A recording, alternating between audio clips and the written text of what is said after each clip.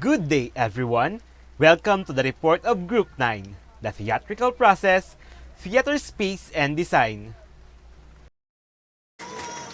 Now, let me introduce the members of our group. First is Ma'am Raquel Ann G. Nobleza. Second is Sir Patrick V. Sevilla. And last, yours truly, Jhon V. Orzame. For this topic, there are four main objectives. First is to build intellectual and aesthetic understanding of the crafts and techniques of theater. Second, to develop appreciation of and respect for the various roles and aspects inherent in the theatrical process. Third, to explore the diversity of theater and its intersection with the community, culture, and society.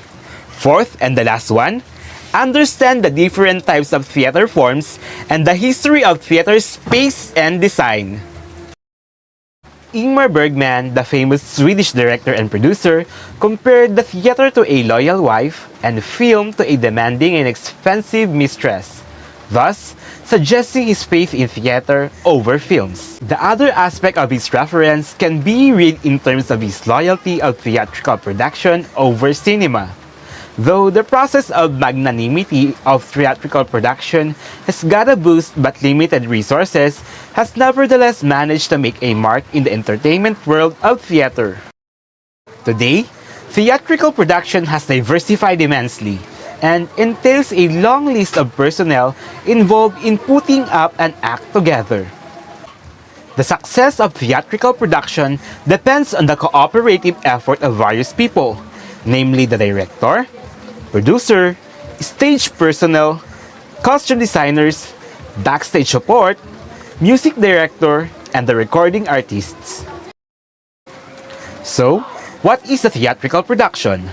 A theatrical production is the process involved in conversion of a dramatic text into a theatrical performance, which also involves a diverse range of art forms, from acting, direction, production, lighting, stage props, costume designing, music, backstage support, and etc. It is the transformation of an art form into another, or from a text to an enriching visual experience of performance.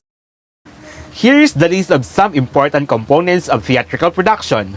First is acting, second is design, third is the production, fourth is the costume, fifth is set design, sixth is stage props, and last is the lighting. This is the hierarchy of theatrical production. At the top of the hierarchy of theatrical production is the producer or the board of directors, and under him is the artistic director. Under the artistic director, there are three personnels: the production manager, the director, and the playwright. And under these three, there are technical director, scenic designer, lighting designer, costume designer, sound designer, the stage manager, actors, stage crews, wardrobe running crews, which interact with each other. And under the technical director, there are scene shop supervisor and his crews, prop shop supervisor and his crews, costume shop supervisor and his crews, the master electrician and his crews, and last, the chief sound technician and his own crews. Now, let's discuss some of the integral components of theatrical production. First is the theatrical direction. It has been rightly said by the famous Hollywood actor Leonardo DiCaprio that you never know as a director what other directors do, because you don't get to see what they do. So, how do we evaluate the director in a theater or a movie? We get to see it through the actor's performance, which is a reflection of the director's expertise. The director is the leader of the production team who brings together and coordinates with the complex pieces of production, which includes actors, various experts like costume, sound, lighting, and set designers, along with the stage manager and crew. He is the visionary with an artistic approach towards the project and hence is known as an artistic director as well. He also coordinates with other departments in order to sustain the vision of the play. The artistic function of a director begins with the selection of script. Its analysis, besides researching the theatrical script, author's period and his style. He conveys his artistic vision to various departments, who is part of the production in order to achieve the desired output. Direction is not merely an interpretation of script on the stage, but a careful absorption of an idea or work into another form, keeping in mind the political and cultural context of the audiences. Second is the theatrical producer. Theatrical producers are the people who create an approved budget for a theatrical production and ensure that the deadlines are being adhered. He is the one responsible for the arrangement of finance involved in the production, along with manpower and material. He conducts the weekly production meetings and he spearheads the production along with the director. This person is responsible to source the performers with the team who will create and put up the show. In case if a theater is not producing its own act, an independent producer takes care of it. His act begins with developing budget for the entire production. All the expenses are met by the producer, which includes the performance fee, costumes, set designing, music, labor, and etc. Right from the arrangement of audition space, performance space to the securing of rights to production is handled by him. He handles the production schedules and may designate assistant producers and share any portion of his responsibilities. Third is the costume.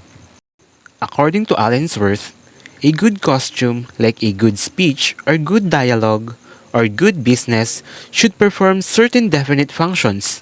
It should cover and, if desirable, enhance the appearance of the person wearing it. Over the years, costume designing has become a major part of theater production in contemporary theater. Costume design is the sum of total clothing and the overall appearance of a character required for a play.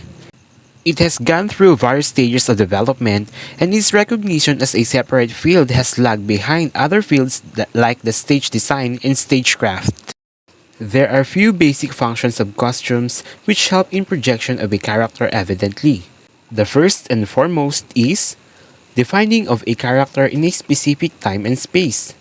It establishes the approximate age, gender with the help of wigs, fabrics, colors, fit, and makeup.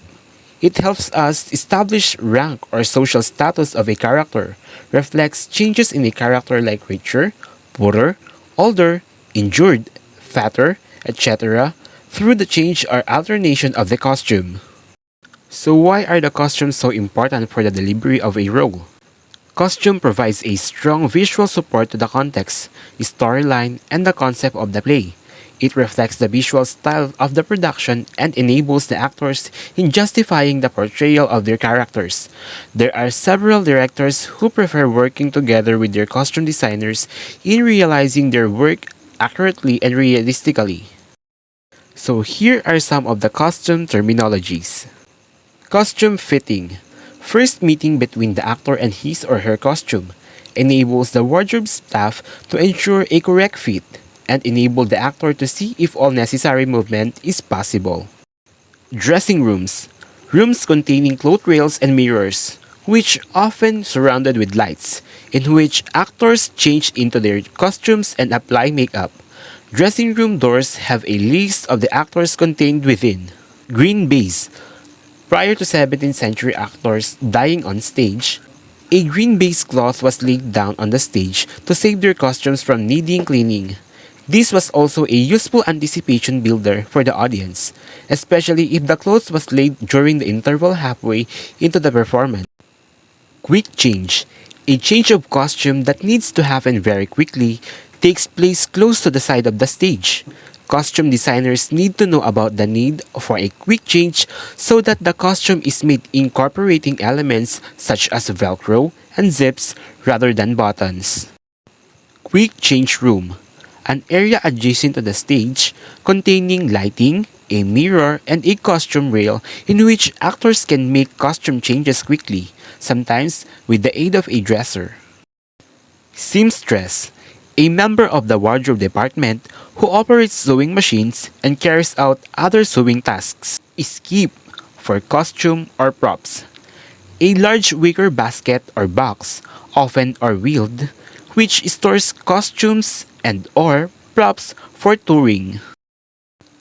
Unpick, a small cutter designed for unpicking a sewn seam, useful for undoing alternation for a costume following a production. And last is wardrobe, the general name for the costume department, its staff, and the accommodation they occupy. Fourth is the theatrical set design. The theatrical set design includes a lot of other expertise besides creating a background which reflects the life and times of a play. It goes hand in hand with stage props. Set design mainly consists the scenery and the stage properties, which consist of the furniture, draperies, and decorations. The set designer's primary job is to design the physical surrounding where the act is supposed to take place. The set must create the atmosphere and must be suggestive of the specific time and space of the action. It must reflect the style and tone of the production. The set is also the reflection of the director's concept of the production. Set designers are supposed to go through the script thoroughly in order to get the essence and demand of the script. Ideal set designers ensures everything to the precision, like the historical period, seasons, locations, time of the day, and etc. They also work in collaboration with the director in order to honor his vision of the play and works in achieving it through his designs. In order to give the production a unified look, they get along with other experts like costume, prop, sound, and lighting designers. Fifth is the theatrical stage props. Stage props are the large number of small items that a play requires for a theatrical productions. A prop in charge is a person who is appointed for the procurement of all these small items. In a larger production, we do have a prop designer who decides on what a prop must look like, in coordination with the set designer and the director. The most important thing to remember as a set designer is to be innovative and original. Inspiration can come from almost anything or any place, and you should never stop thinking about creative ways to help tell a story. Sixth and the last one is theatrical lighting. The main objective of the stage lighting is to provide visibility and to provide focus on the stage and create a visual composition and to establish a rhythm for a visual movement. Lighting helps us to identify the characters, their expressions, movements, and mood on the stage.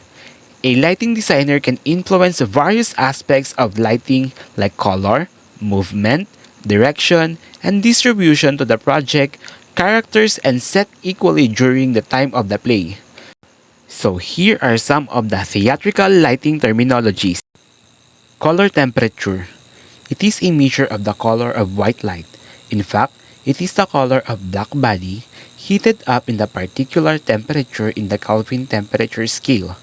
A halogen incandescent lamp usually has a color temperature of between 3000 K and 3600 K.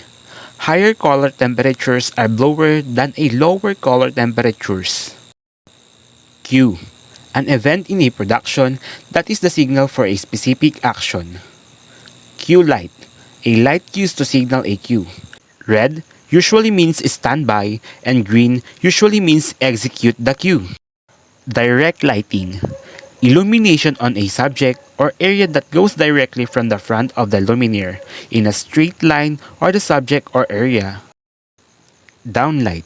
First, downward illumination, almost perpendicular with the floor.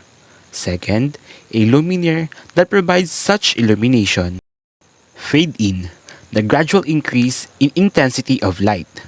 Fade out, the gradual decrease of intensity in light. Throw, the distance from the fixture to the performer or scenic unit being lighted.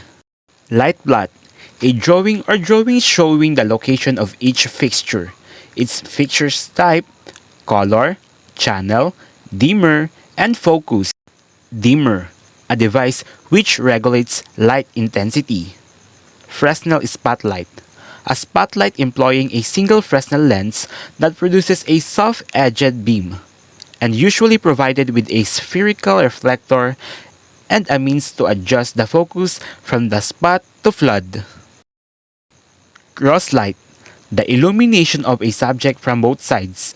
Light plot, a plan view of a set or location showing some or all of the following: the position, height, type, and size of the lights, their intensities, accessories, gels, and beam, shape, and etc. Crossfade, lighting levels are gradually altered from one setting to another. Now, here are my groupmates, Ma'am Raquel and Sir Patrick, to discuss theater, space, and design. Before I proceed, let me introduce myself first. I am Raquel Nobleza, and my first topic is about introduction to theater designs and spaces. Theater design, the art and technique of designing and building a space, a theater intended primarily for the performance of drama and its allied arts by live performers who are physically present in front of a live audience. So what are theater design? Theater design is the art of creating a colorful, conducive auditorium for dramatic performance. It is the visual aspects of the production of a play. It also known as a spectacle. It includes costume, props, makeup, lighting, scenery, and etc. A spectacle offers information about the play and adds to the beauty of the performance. So let's proceed to the 4 areas of theater design, such as set, costume, lights, and makeup. Set design is the creation of physical space in which the action of a performed event takes place. Primarily used to describe theater productions, it constitutes all the scenery, furnitures, props, appearance, and overall look of the stage. Costume design. Costume is what the actors wear on stage. This can have a huge visual impact as well as alerting the audience to character, place, and the period of history in which the play is set. Choice of costumes will vary according to the demands of the play. The costume designer must know the play well and be aware of the pace and structure of the piece. Lighting design. It is an illumination used to make a performers and their environment visible to the audience. Makeup design. It is the material, most especially cosmetics, used on actors to give the interpretation of a particular character. So let's move on with theater space, a space where a performance takes place. In effect, a large machine in the form of a building that is specialized for presenting performances. So here are the 4 theater spaces. First, we have a stage, the space where the dramatic action takes place. House, the term used to describe the space occupied by the audience during the action of a play. Backstage, the space that support the actors and the action on the stage. Front of house, the space that accommodate the patrons or audience members before the play or during the intermission. So what are the importance of theater design and spaces? Design has a huge impact on an audience's experience of a play as it's the first thing they see when the stage is revealed to them. The design provides essential information such as setting, period, and the type of production you're seeing. On the other hand, space between characters on stage often says something about their relationships and emotion. This is called proxemics. The way that actors use the space is important. Some places on the stage are stronger than others and draw focus to the action more effectively. Moving on with theater forms, every theater is unique, but with few exceptions, theaters, both Western and Asian, can be categorized into 4 basic forms, such as arena stage theaters, also referred to as theater in the round, truss stage or open stage theaters, and stage theaters, of which proscenium theaters are a subset, and flexible stage theaters, also sometimes called black box theaters. The designs of all these types is based on the relationships the space establishes between the stage and the house. Arena Stage Theater, a central stage surrounded by audience on all sides. The stage area is often raised to improve sightlines. An arena is designed for sporting events first. Setting up a concert means fitting it into a space meant for all different kinds of event. Compromise and accommodation is frequently required. The stage is usually set up as an end stage or occasionally in the center as an arena stage. Truss Stage Theater, a stage surrounded by audience on three sides. The fourth side serves as the background. In a typical modern arrangement, the stage is often a square or rectangular playing area, usually raised, surrounded by rigid seating. End Stage Theater. End stage theaters are those that have an audience on only one side. Such stages are most often rectangular or square, but they can be triangular, in which case they are called corner stage theaters, or take a variety of irregular shapes that can include side stages, in which case they are referred to as extended stage theaters. End stage are thought to focus the full attention of the audience onto the production. End stages also simplify blocking, allowing actors' movement patterns to be more easily composed into aesthetically appropriate shapes, and they greatly simplify the display of scenery and special effects. The house of an end stage theater can be rectangular or take the shape of a fan, leaving all members of the audience facing the same direction. Flexible Stage Theater. Flexible stage theaters are those that do not establish a fixed relationship between the stage and the house, also known as black box, laboratory, modular, multiform, freeform, or environmental theaters. They can be reconfigured for each performance. They can be put into any of the standard theaters forms or any the variations of those. They can be made into surround theaters, which are sometimes called total theater or theater all around, in which the audience sits or stands in the center and the stage surrounds it on four sides. They can also be made into promenade spaces, in which the audience follows the actors around to different locations within the space. Let's move on with the history of theater space and design. Nearly all modern theater design can be traced back to the theatrical traditions established by the Greek-speaking peoples of the Mediterranean starting in the 6th century BCE. Records exist concerning independent traditions in the Middle East, Africa, and the Americas before the arrival of Europeans, but too little is known about these to be able to confidently track their development, or possible influence and ambiguity exists as to the definition of theater in some of these places. It seems to be true, however, that whenever theater is introduced into a culture, spaces that already exist for the gathering of people are called into service for its display. Any ideas for theater design that emerge with the introduction of theater into a culture are therefore transformed as they are blended with the design of these pre-existing spaces. As part of theater space and design history, let's take a look at the evolution of theaters from the first theaters until the 19th century theaters. First theater. The oldest existing spaces to be classified as theatrical areas are in four Minoan palaces on the island of Crete. The oldest of these, at Phaistos, dates to as early as 2000 BCE, while the one at Amnisus may have been built as late as 700 BCE. These are L-shaped, open-air spaces built of stone with rectangular stage.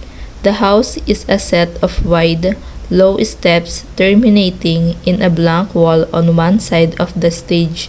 A grand staircase which leads into the palace provides additional audience space on an adjoining side. The wide steps seem best suited for the kind of stools that are illustrated in a number of Minoan murals, while the grand staircase could easily accommodate dozens and dozens of audience members either sitting or standing. The maximum audience capacity has been estimated to be 500. Nothing is known about what was witnessed in such spaces, however, so identification of them as theaters is speculative. These spaces do share some similarities with the earliest known theaters on mainland Greece, but there is no evidence that the Greeks knew anything about them. Classical era Greece and Rome. The first identification of theater as a distinctive art form in the city-state of Athens can be dated to 534 BCE, when the first prize in a competition for tragedy was awarded. The Roman writer Horace, writing 500 years later, believed that Thespis, who won the competition, had developed theater while traveling with a cart that he used as a stage in any open area where an audience could gather. Such portable stages were used for centuries in the performance of variety entertainments called mimes. The 12th century Byzantine encyclopedia, known as the Suda, indicates that the earliest theater in Athens was built in its market square or agora and used temporary wooden stands or ikria for seating and a cleared area of the market for a stage. This arrangement would have resembled and may even have inspired the oldest existing Greek theaters, which are at Argos and Thorikos, both of which were built before 500 BCE. These were open-air and stage theaters in which the house, or theatron, or a place of seeing in Greek, was a bank of straight-line seats, perhaps originally in wood but eventually in stone, supported by a hillside, while the stage or orchestra or a place of dancing was a roughly rectangular space at the bottom of the hill. At these sites, there is today little evidence of a skin, from the Greek skin or scene building, which was the third basic component of later Greek theaters, so it is assumed that if such structure existed, it was temporary. Greek theaters of this form continued to be built into the 3rd century BCE. The Romans encountered Greek theater design as they conquered the Greek colonies of southern Italy between 343 and 341 BCE and added Sicily in 241 BCE. The start of Roman theater is usually dated to 240 BCE. It was in all ways based on Greek models, though it did not slavishly copy them. For reasons that are not fully understood, the Romans did not immediately build theaters in stone, as the Greeks were doing at a remarkable pace. The Romans built the theaters of wood for a specific festival. When the festival was over, the entire structure was taken down. Gradually, these structures become fantastically elaborate. Asia consists of India, China, Japan, and Korea.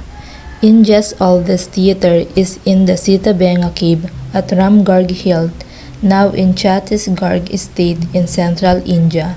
It was built during the first half of the Hellenistic age, between 300 and 200 BCE. This is a small theater carved into the rock at the mouth of cave, facing out over the uncovered area, just large enough for a small temporary scene building and a stage. Its seating is reminiscent of a Greek odeum. The second oldest theater in India is in the Udayagiri Kandagiri Hills of Orissa State in northern eastern India. It was built during the last half of the Hellenistic period, sometime between 250 BCE, and it includes a large scene building with an upper stage cut into the rock. The seating area, however, was of wood like the Ikaria of the Greeks, and the only some marks in the stone where support beams were likely held in place survive.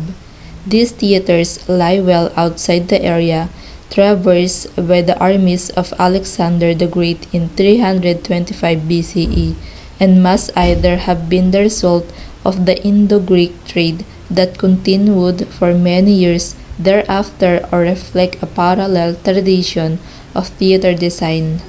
Little is known about the nature of theater in Asia from the 6th through the 10th century CE. By the 11th century, the Chinese were building playhouses that are referred to as fenced enclosures. These were square or rectangular structures with a small square stage at one end covered by a roof that was in turn supported by four corner posts. A screen at the back provided two entrances onto the stage. Some of the audience sat on benches along the sides of the space, and sometimes there was a gallery level above for seating. The bulk of the audience, however, stood in the central area in front of the stage. Middle Ages. Little is known about theater in the West from the 6th through the 10th century CE. By the end of the 12th century, it was being performed in found spaces such as village greens, churches, churchyards, halls, and the ruins of Roman amphitheaters.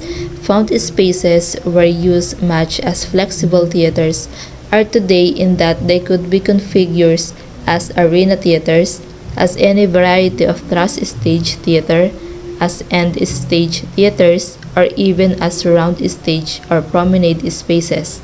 The only form that is not found in the Middle Ages is the proscenium theater. By the late Middle Ages, temporary theaters were also being constructed in the market squares, at stations along streets, and in open areas in or just outside cities. Renaissance. During the late Middle Ages, the Confrérie de la Passion in Paris, a charitable institution that had been licensed to produce religious drama in 1402, converted a hall into Hôpital de la Trinité into a theater. It is unclear which of the following two configurations the theater adopted: an end stage arrangement with an audience seated around three sides of the hall, and a large standing audience on the floor in front of the stage, or an arena theater arrangement with the actors using the central floor area as their stage, with the audience seated around them. This is an early example, however, of what came to be known as the theater in the hall, or teatro de la sala, an arrangement that became a dominant form of theater design in the Renaissance when formal experimentation was being undertaken by academic institutions or academies, grammar schools, Jesuit colleges, university, or etc., by members of the nobility who competed with one another to push on lavish spectacles, and by the entrepreneurs and charities who wished to make money by providing theatrical performance for the public. Baroque and Rococo period. Public theaters in Europe did not experiment with perspective scenery until the first opera house, the San Casciano, was built in Venice in 1637. The experimentation with perspective had taken place only in the West and only in court theaters, but it led to the invention of the proscenium arch, the clockwork stage. The proscenium was first used about 1560 to provide frame for a fixed perspective vista, but the magical effect of perspective was so compelling that people wanted to see it change, preferably before their eyes, and the proscenium served the additional purpose of hiding the necessary machinery. From 1650 onward, stages become increasingly mechanized. Stage technology was an important feature of theater design in the Baroque period, but its impact was seen primarily in the ever-increasing demands for backstage space.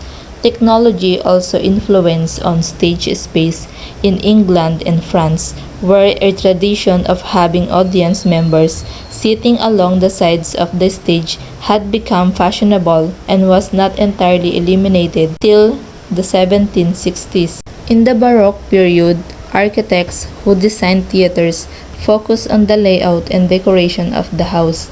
At the start of the period, the audience area was most often rectangular, but it also took the shape of a U, a horseshoe, and a bell. While all these forms continued to be used during the 17th century, increasing attention was being given to a variety of elliptical shapes, especially as theaters were increasingly specialized for use primarily for spoken drama, opera, or music, each of which required its own acoustical properties. The 19th century, the staging challenges of the works produced under the influence of Romanticism, as well as of the widely popular genre of melodrama, dictated the elimination of painted sets and the wing and border systems that had dominated the Baroque period. Painted scenery was increasingly replaced by three-dimensional scenery with which the actors could interact. This led to the advent of wooden stage, which, through a combination of traps, slats, and elevators in the stage floor, was able to provide an extraordinary number of visual effects that gradually drove perspective scenery from the stage. The advent of the use of gas, its first successful application, was demonstrated in 1803, and subsequently electricity made it possible to control lighting as never before. It also reduced the need for the actors to work on the upfront part of the stage, just in front of or just within the proscenium, a development that took the actors out of the volume of space occupied by the audience and put them into a separate world. When, in the last quarter of the 19th century, the lights began to be turned off regularly in the house during the performance, the experience of going to the theater was transformed from a social event to an experience in observation. Good day, my name is Patrick Vidon Sevilla, and I'm here in front of you to present the nature of theater design, 20th century to modern theater design, and goals of theater design. Nature of theater design. As an art from theater does not require a purposefully designed building in which to be presented, but when audience gather regularly to experience a performance attempt are generally made to organize the space in order to improve of the nature of the experience the audience can have, and this is the beginning of theater design.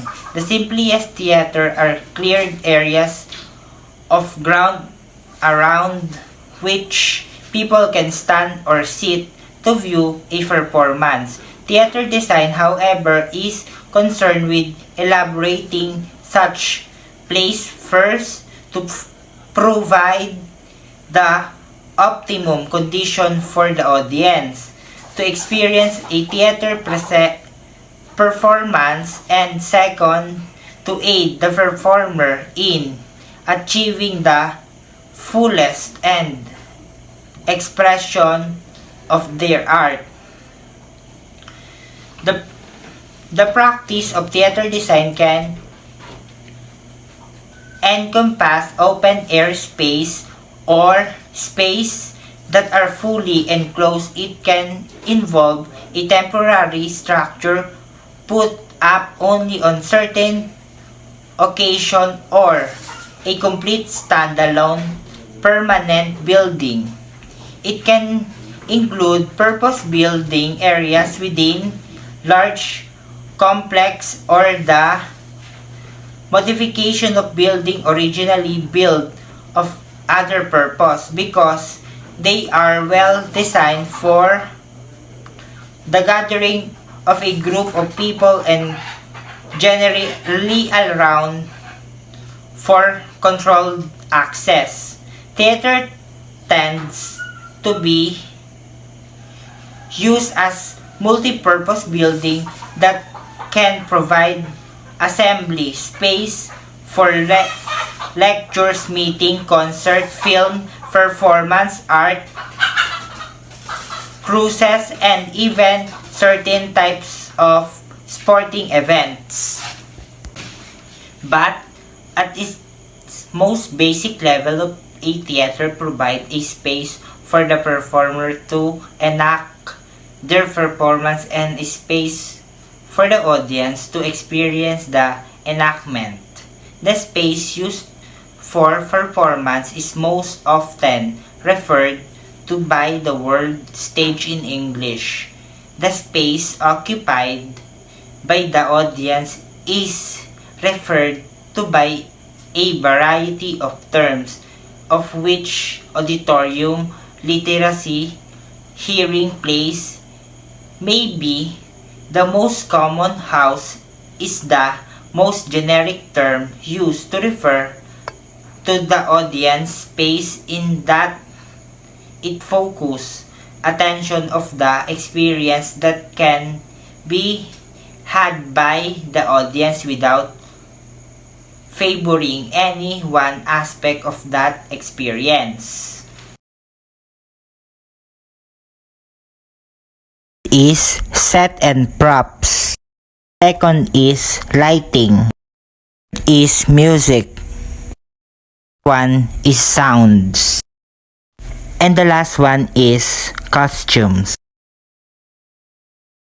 20th century to modern theater design. Theater design of the 20th century was the most varied in history.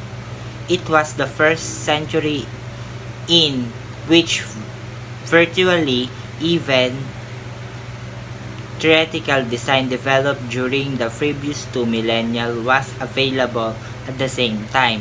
After 250 years in which the box, pit and gallery theater with its proscenium stage dominated the art, there was widespread rebellions against it. As had happened during the Renaissance, a flood of new ideas was started by exploration of past practices, a revival of interest in Greek theaters,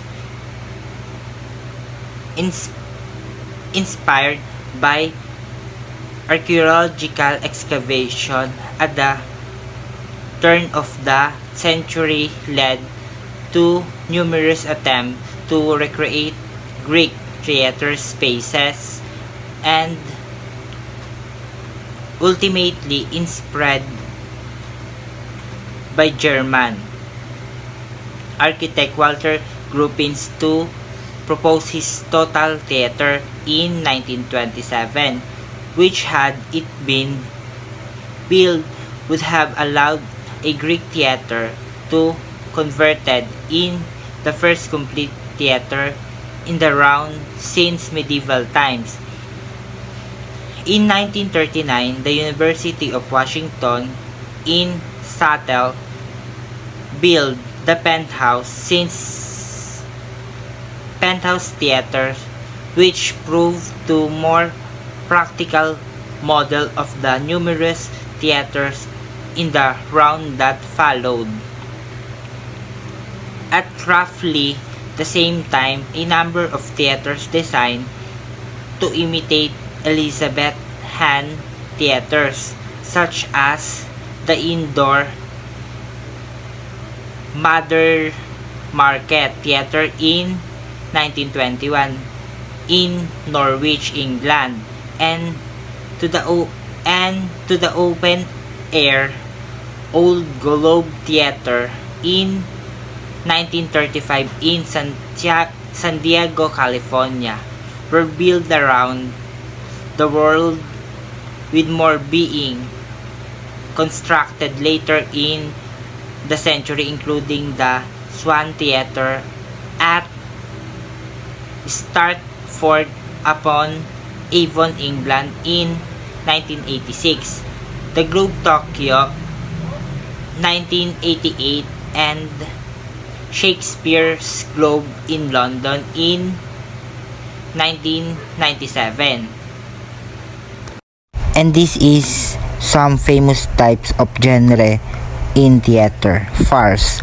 Farce is a comedy that seeks to entertain an audience through situations that are highly exaggerated, extravagant, ridiculous, absurd, and impossible.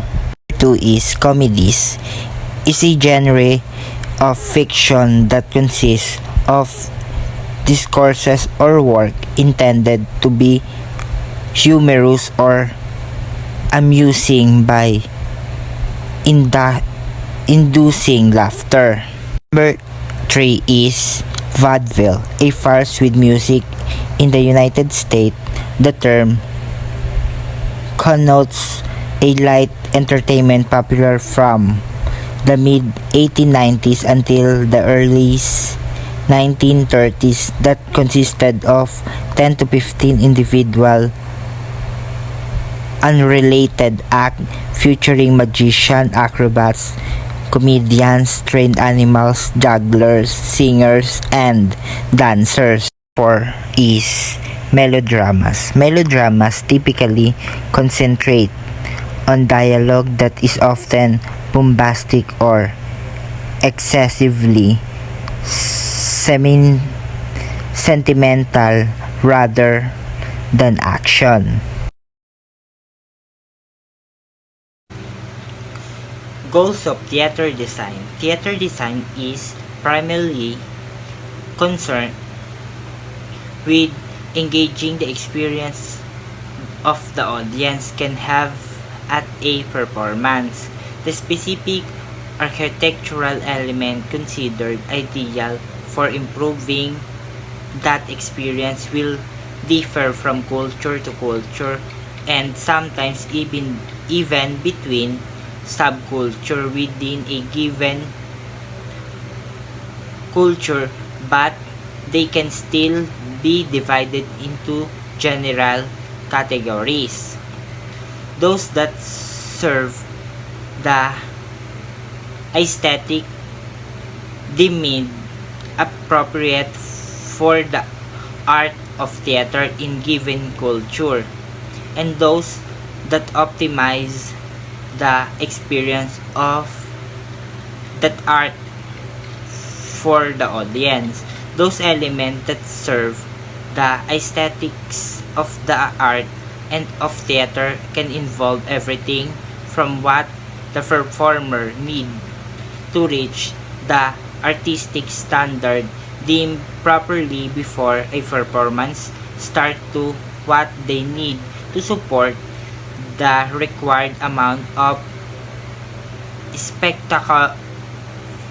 spectacle during performance, whether it be a bare stage or a stage with enormous movable set and a spectacular array of props.